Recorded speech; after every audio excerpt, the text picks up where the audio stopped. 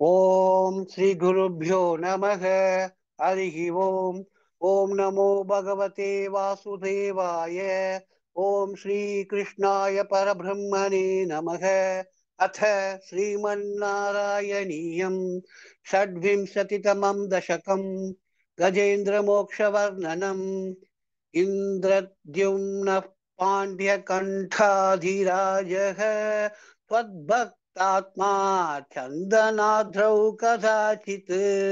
त्वत्सेवायां मग्नधीरालुलोके नैवागस्त्यं प्राप्तमादित्यकामम् कुम्भोद्भूतिः सम्भृतः क्रोधभारः स्तब्धात्मा त्वं हस्तिभूयं भजेति सत्त्वाथैनं प्रत्यगात्सोऽपि लेभे हस्तीन्द्रत्वं त्वत्स्मृतिव्यक्तिधन्यम् दुग्धाम्भोधेर्मध्यभाजित्रिकूटे क्रीडन् शैले यूथफो वसाभिः सर्वान् जन्तूनत्यवतिष्ठ शक्या त्वद्भक्तानां कुत्र नोत्कर्षलाभः स्वेनेस्थेम्ना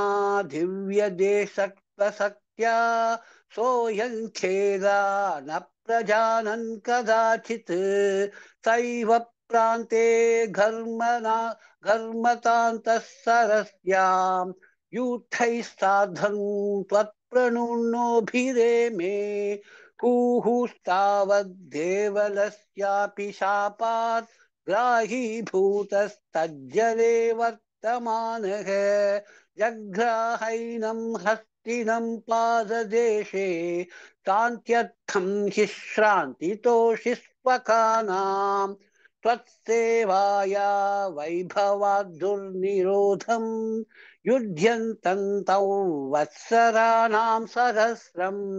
प्राप्ते काले त्वत्पदैकाग्र्यसिद्ध्यै नाक्राक्रान्तं हस्तिवर्यं व्यधास्त्वम् आद्युव्यक्तप्राक्तनज्ञानभक्तिः शुण्डोक्षिप्तैः पुण्डरीकैः समर्चन् पूर्वाभ्यस्तन्निर्विशेषात्मनिष्ठम् स्तोत्रं श्रेष्ठं सोन्वगाधिपरात्मन् श्रुत्वा स्तोत्रं निर्गुणस्थं समस्तं ब्राह्म्ये साध्यैर्नाहमित्यप्रयाते सर्वात्मा त्वं भूरिकारुण्यवेगात् ताक्ष्यारूढ प्रेक्षितो भूः पुरस्तात् हस्तीन्द्रन्तं हस्तभस्मेन धृत्वा चक्रेण त्वं नक्रवर्यौ व्यधारीः गन्धर्वेऽस्मिन् मुक्तसापेश हस्ती त्वत्सारूप्यं प्राप्य देदीप्यते स्म ये तद्वृद्धं त्वाञ्च प्रगेयः गायेत् सोऽयं भूयसे श्रेयसे स्यात् इत्युक्त्वैनं तेन सार्धं गतस्त्वं धिष्ण्यौ विष्णो पाहि वातालयेश इति श्रीमन्नारायणीये गजेन्द्रमोक्षवर्णनं नाम षड्विंशतितमं दशकं समाप्तं। नारायणाखिलगुरो भगवन्नमस्ते। नारायणाखिलगुरो भगवन्नमस्ते। अथ सप्तविंशतितमं दशकं क्षीराब्धिमथने कूर्मावतारवर्णनं दुर्वासासुरवनिताप्तदिव्यमाल्यं शक्राय स्वयमुपधाय तत्र भूयः नागेन्द्रप्रतिमृतिते नागेन्द्रप्रतिमृदिते शशापशक्रं काक्षान्ति स्वधितरदेवतां सजानां शापेन प्रथितजरत सापेन प्रतितजरेथ निर्जरेन्द्रे देवेष्वप्यसुरजितेषु निष्प्रभेषु सर्वाढ्याः कमलजमेत्य सर्वदेवाः निर्वाण प्रभव समं भवन्तमापुः ब्रह्माद्यैस्तुतमहिमा चिरन्तदानीं प्रादुष्यन् परदपुरः परदपुरः परेण धाम्ना हे देवादितिजकुलैर्विदाय सन्धिं पीयूषं परिमततेति पर्यशास्वम् सन्धानं कृतवती दानवैः सुरौघे मन्तानन्नयति मधेन मन्दरात्रिं भ्रष्टेऽस्मिन् पद्मदरमिवोद्वहन् कखेन्द्रे सत्यस्त्वं विनिहितवान् पयः पयोधौ आधाय धृतमथ वासुकिवरत्राम् पाथोढौ विनिहित सर्वबीजजाले प्रारब्धे मथन विधौ सुरासुरैस्तैः व्याजात्वं भुजगमुखे करोऽसुरारीन् शुद्धाध्रौ शुभिदजलो धरे तदानीं दुग्धाब्धौ गुरुतर भारतो निमग्ने देवेषु व्यथिततमेषु तत्प्रियैषी प्राणैषी कमटतनूं कठोरपृष्ठाम् वज्रातिस्थिरतरकर्परेण विष्णो विस्तारात् परिगत लक्षयोजनेन अम्भोधे गुहरगतेन वस्मना त्वं निर्मग्नं क्षितिधर नाथमुन्निनेथ उन्मग्ने झटिति तदा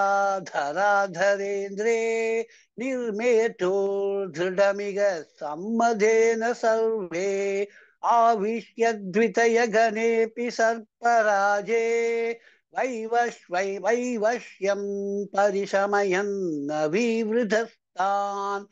उद्धाम भ्रमणजवो नमद्गिरीन्द्रं यस्तैगस्थिरतर हस्तपङ्कजन्त्वाम् अभ्रान्ते विधिगिरि साधय प्रमोदात् उद्भ्रान्ता नुनुवुरु पात्रपुष्पवर्षाः दैत्यौघे भुजगमुखा नीलेन तप्ते तेनैव द्विधशकुलेऽपि किञ्चिदर्थे कारुण्यात् तव किल देववारिवाहाः प्रावर्षन्नमरघनान् दैत्यसङ्घान् उद्भ्राम्यद्बहुतिमि नक्रचक्रवाले तत्राब्धौ चिरमथितेऽपि निर्विकारे एकस्त्वङ्करयुगकृष्टसर्पराजः सम्राजन् पवनपुरेश पाहि रोगात् इति श्रीमन्नारायणीये क्षीराब्धिमथने कूर्मावतारवर्णनं नाम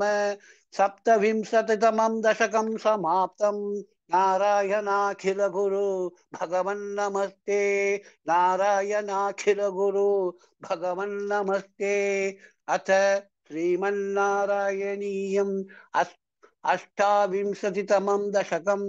अमृतमथने कालकूटात्युत्पत्तिवर्णनम् लक्ष्मी स्वयंवरवर्णनम् अमृतोत्पत्तिवर्णनं च गरलन्तरलानलं पुरस्तात् जलधेरुविजगालकालकूटम् अमरस्तुतिवादमोदनिघ्नः गिरिशस्तन्निपपौ भवत्प्रियार्थम् विमतत्सु सुरासुरेषु जाता सुरभिस्तामृषि शून्यधास्त्रिधामन् हयरत्नमभूतथे भरत्नम्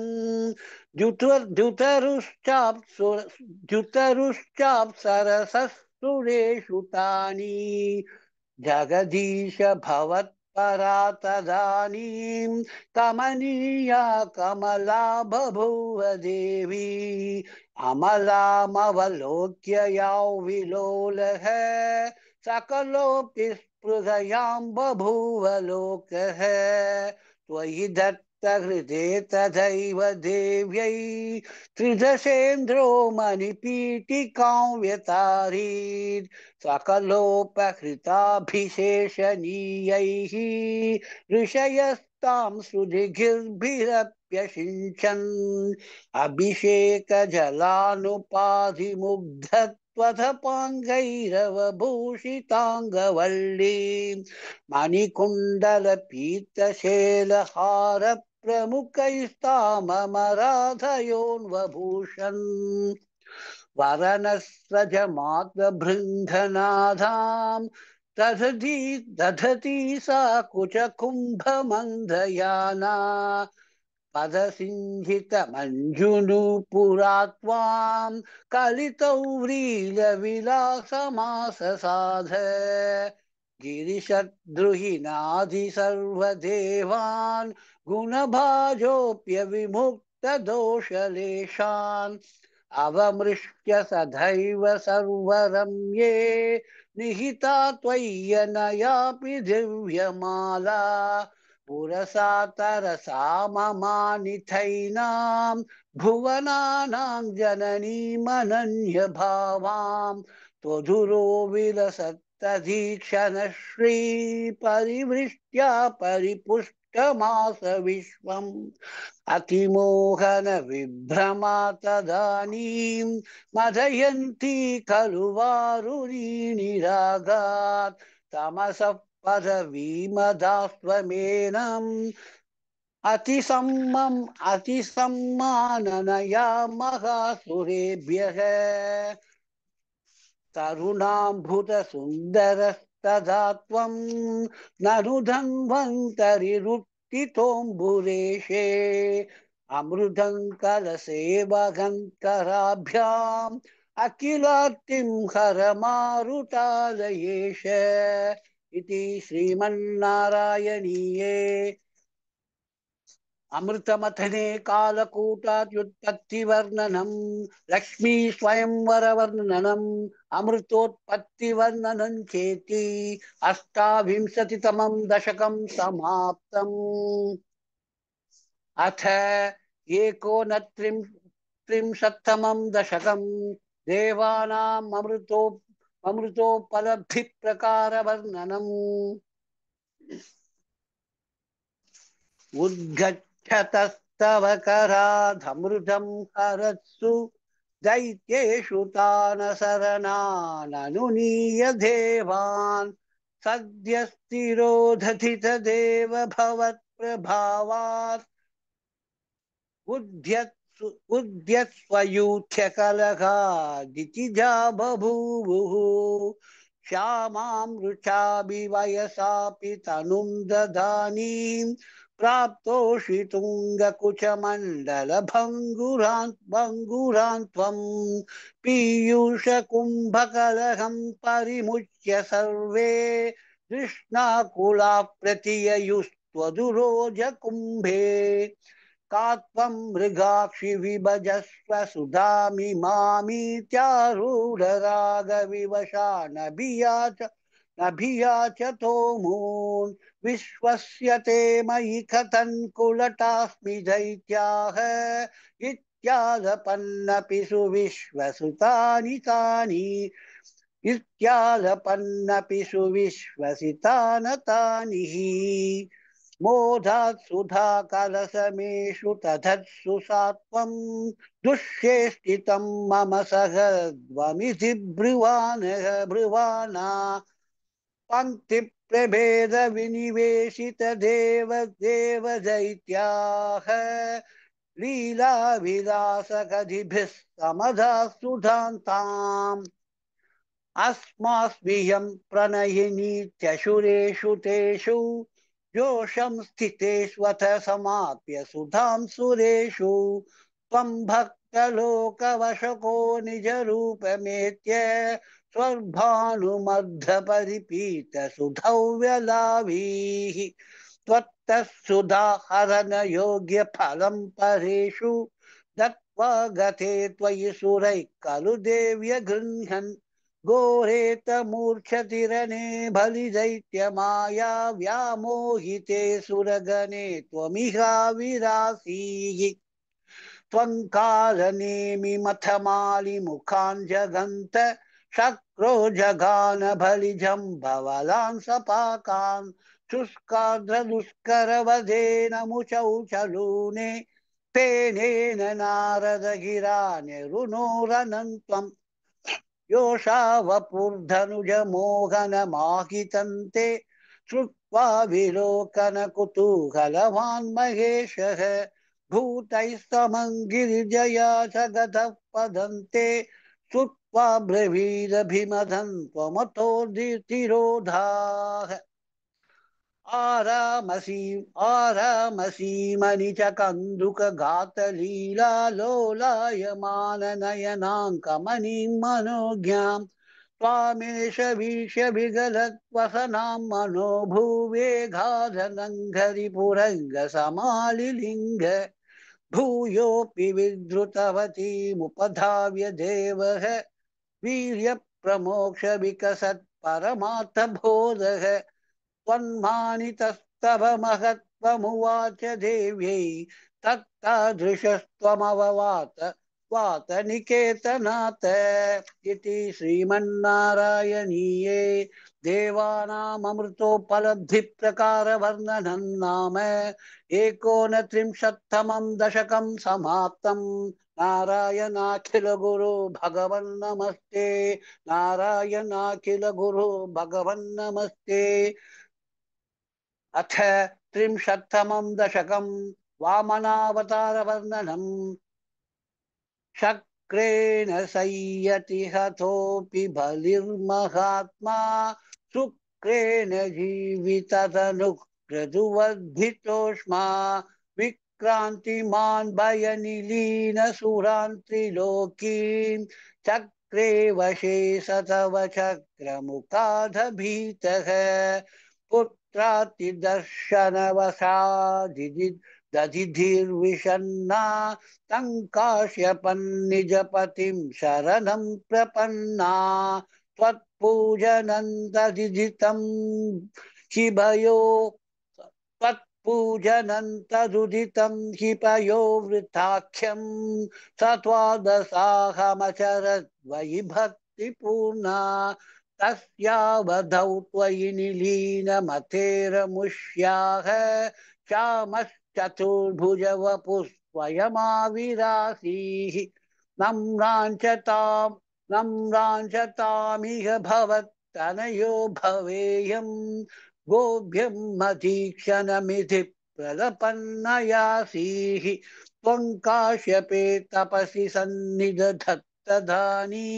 प्राप्तोऽसि गर्भमदिते प्रणुतो विधात्रा प्रासूत च प्रकट वैष्णव दिव्य रूपं साद्वादशी श्रवण पुण्यदिने भवन्तं पुण्याश्रमन्तमभिवर्षति पुष्पवर्षैः हर्षाकुले शुरकुले कृततूर्यघोषे बद्ध्वाञ्जलिं जय जयेति नुतुः पितृभ्यां त्वं तत्क्षणे पटुतमौ वटुरूपमाधाः तावत् प्रजापतिमुखैरुपनीयमौञ्जी दण्डाजिनाथवलयाधिविरज्यमानः देदीप्यमानवपुरीशकृताग्निकार्यः त्वं प्रास्थिता बलिग्रहं प्रकृता स्वमेधम् गात्रेण भावि महिमोचित गौरवं पाप गात्रेण भावि महिमोचित गौरवं प्राग्व्यावृण्वतेव धरणीं चलयन्नयाशीः छत्रं परोष्मतिरनाथमिवादधानः दण्डं च दानवजनेष्विव सन्निधातुं तान्नर्मदोत्तरतटे अयमेधशालाम् आशे दूषित्वयि रुचा तव रुद्धनेत्रैः भास्वान् किमेष दहनूनु भास्वान् किमेषु दहनोऽनु सनत्कुमारः योगीनुकोऽयमिति शुक्रमुखैः शशङ्के आनीतमासु भृगुभिर्मगसाभिभूतैः त्वां रम्यरूपमसुरः पुलकावृताङ्गः भक्त्या समेत्य सुकृती परिनिज्य पादौ तत्तोयमन्वधृतमूर्ध्नि तीर्थतीर्थम् प्रह्लादवंशजतया कृतुभिर्द्विजेषु विश्वासतो विश्वासतोऽनुदधिधन् दितिजो बिलेभे यत्ते पदाम्बुगिरिशस्य शिरोभिलाल्यम् सत्त्वौ विभो गुरुपुरालय पालयेताः इति श्रीमन्नारायणीये वामनावतारवर्णनं नाम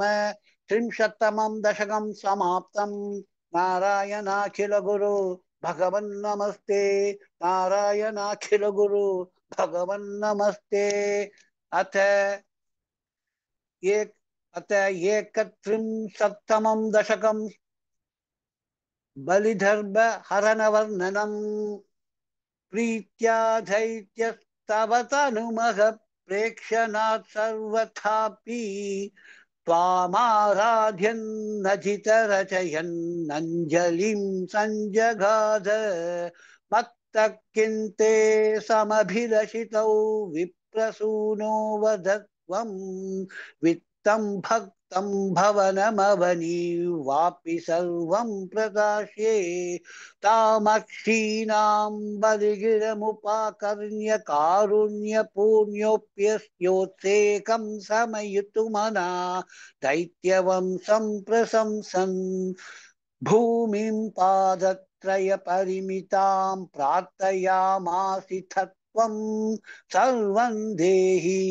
चितुनिगदिते कस्य हास्यन्न वा स्यात् विश्वेशं मां त्रिपदमिह कियार्चसे बालिशस्त्वं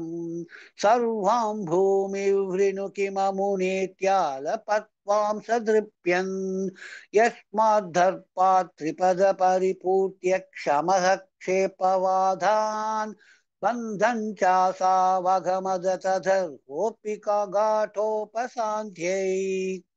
पादत्रय्या यदि न मुदितो विष्टपैर्नापि तुष्येद् इत्युक्तेऽस्मिन् वरद भवते धातु कामे ततोऽयं दैत्याचार्यस्तव खलु परीक्षार्थिनः प्रेरणार्थं मामादेयं हरिरियमिति व्यक्तमेवाबभाषे याचत् एवै यदिश भगवान् पूर्णकामोऽस्मि सोऽहं दास्याम्येव स्थिरमिति वदन् काव्यसप्तोऽपि दैत्यः विन्ध्यावल्या निजदयितया दत्तपाध्याय तुभ्यं चित्रं चित्रं सकलमपि स प्रार्थयत्तोय पूर्वम् निस्सन्देहं धितिकुलपतौ त्वय्यशेषार्पणं तत् व्यातन्वाने मुमुषुऋषयः सामरा पुष्पवर्षं दिव्यं रूपं तव च ददितं पश्यता विश्वभाजाम् उच्चैरुच्चैरवृधदवधीकृत्य विश्वाण्डबाण्डम् त्वत्पादाघ्रन् निजपदगतं पुण्डरीकोद्भवोऽसौ कुण्डितो यैरसिद पुनद्यज्जलौ विश्वलोकान् सर्षोत्कर्षा हर्षोत्कर्षात् सुबहुननृते खेचरैरुत्सवेऽस्मिन्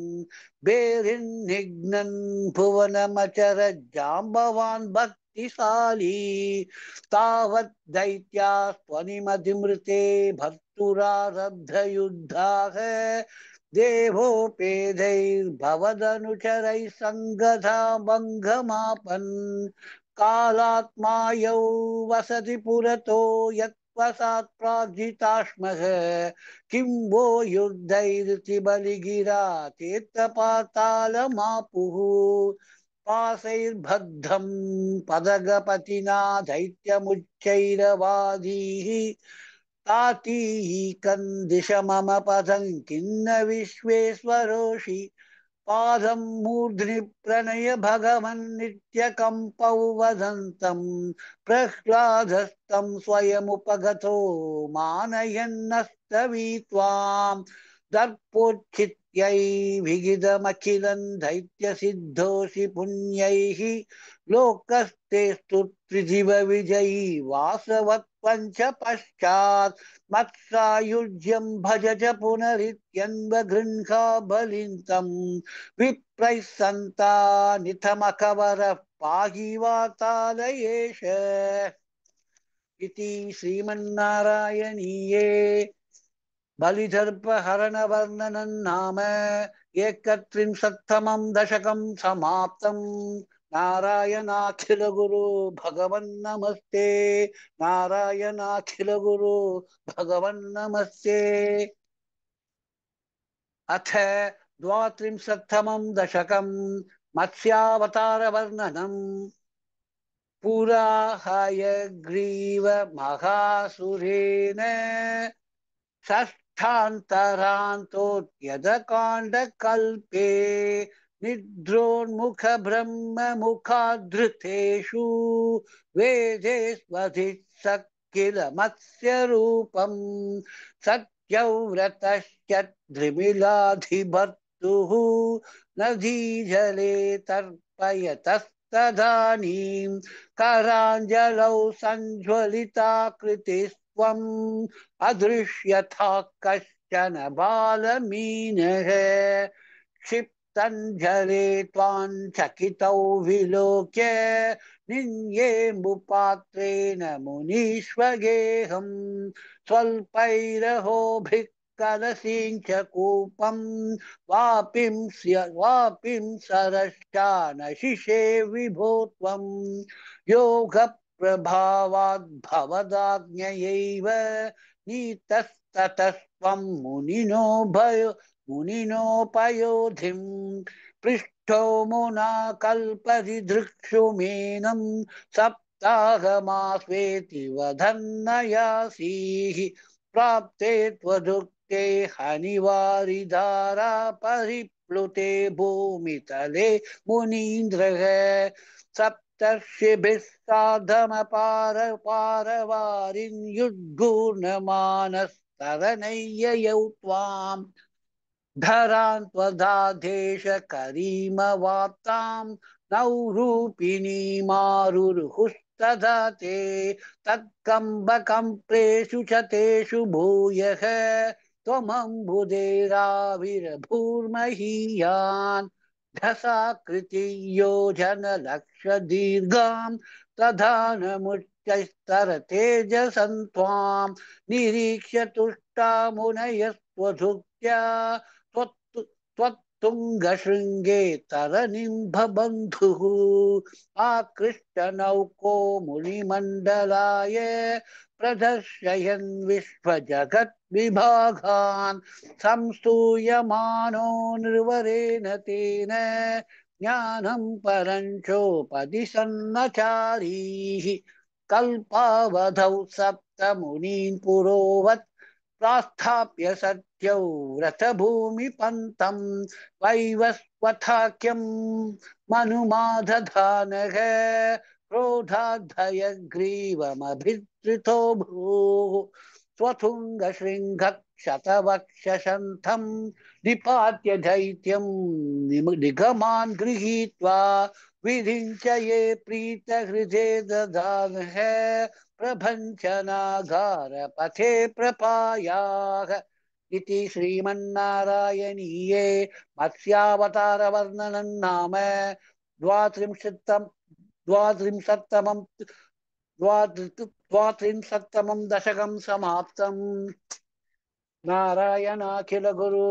भगवन्नमस्ते नारायणाखिल गुरु भगवन्नमस्ते